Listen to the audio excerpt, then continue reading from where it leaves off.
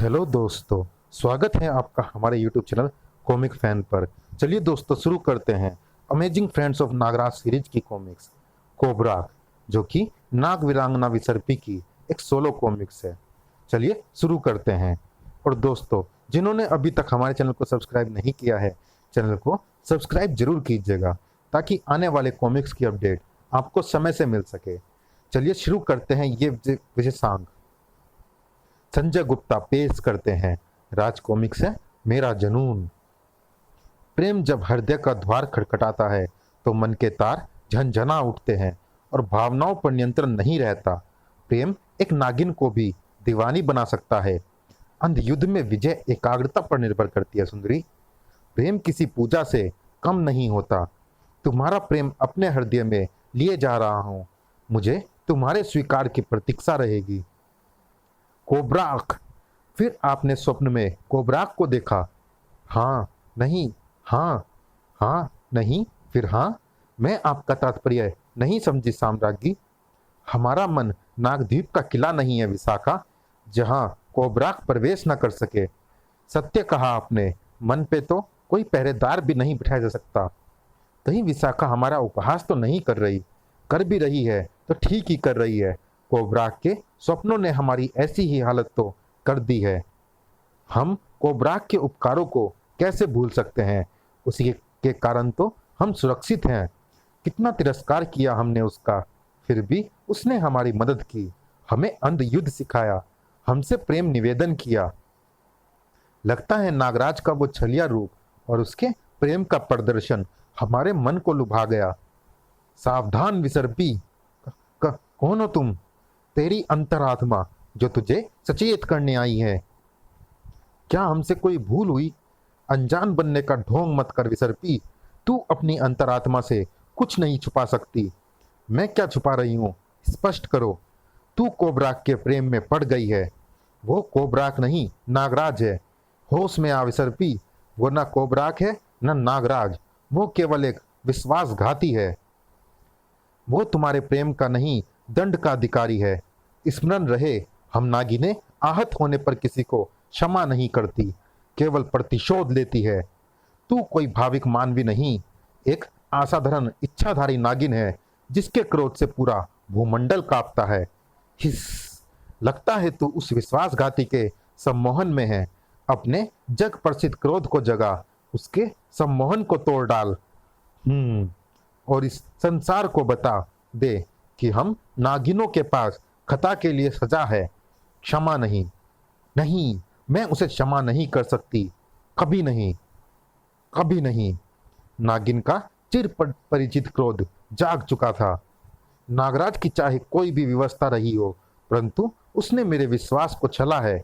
एक नागिन संसार के सामने ये उदाहरण कैसे दे सकती है कि उसने एक विश्वासघाती को क्षमा कर दिया? कभी नहीं। विसर्पी का की यही क्रोध अब नागराज के लिए समस्या बनने वाला था। नागराज, भाभी श्री का क्रोध शांत नहीं हुआ, बल्कि और भी भड़क गया है। अर्थात कोबराक के सभी प्रयास निरर्थक गए। ये कोबराक कौन है नागराज? बताता हूं। नागराज सतरूपक को कोबराक के विषय में सब कुछ पता चला गया। ओह, इतना सब कुछ होने पर भी भाभी श्री ने तुम्हें क्षमा नहीं किया? नहीं शत्रुपक, वो एक नागिन है, उसके क्रोध को शांत होने में समय लगेगा।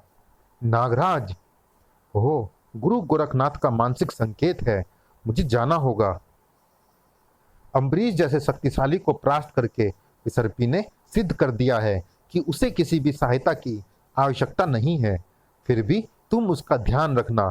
तुम निश्चिंत होकर जाओ नागराज, मैं भाभी श्री का पूरा ध्यान रखूंगा। इतना प्रेम करता है नागराज भाभी श्री विसर्पी से। अब मुझे ही पाटना होगा इन दोनों के बीच की खाई को। दो प्रेमियों को मिलाने वाले प्रेमदूत की भूमिका अदा करना चाहता था शत्रुपक। नागद्वीप में कहीं तो समझ गए सब। ध्यान रहे, इसमें कोई चूक नहीं होनी चाहिए। समझ गए सरदार, इसमें कोई चूक नहीं होगी। कोबराक की योजना पर काम शुरू हो चुका था। आ खटाक, आ सड़ाक, गू गू अख। किले की सुरक्षा में सेंध लग चुकी थी। सड़ाक, आ हिस, सड़ाक, हिस। हो, ये तो दस्यु कोबराक के साथी हैं। ये कोबराक का कोई नया प्रपंच लगता है। कोबराक को यह समझना होगा कि नागद्वीप के किले में प्रवेश करने का क्या अंजाम होता है। कोबराक के महल में तुम्हारा स्वागत है सुंदरी। आखिर तुम दस्यु वाली निम्न स्तरीय हरकतों पर उतर ही आए कोबराक। इन सबको क्या हुआ? अभी जीवित है। तुमने और तुम्हारे साथियों ने कभी हमारी सहायता की थी, इसीलिए इनके प्राण बख्शकर हमने वो ऋण उतार दिया है। स्मरण रहे, अब तुम सबके प्राण संकट में हैं। तुम्हारा हित इसी में है कि भोर होने से पूर्व नागद्वीप की सीमा से दूर चले जाओ। मैं ऐसा नहीं कर सकता सुंदरी। सावधान कोबराक। उफ, मैं विवश हूं युवराज्ञी, और मेरी व्यवस्था को तुम भली भांति जानती हो। तुम्हारी व्यवस्था तुम्हारी मृत्यु बन जाएगी कोबराक। खट। अपने हृदय के साथ साथ मैं अपना जीवन भी तुम्हारे नाम कर चुका हूं। अब प्रेम दो या मृत्यु, ये तुम पर निर्भर करता है।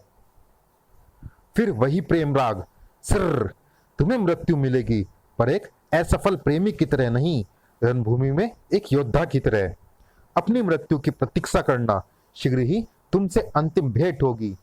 ग्रर, मुझे प्रतीक्षा रहेगी।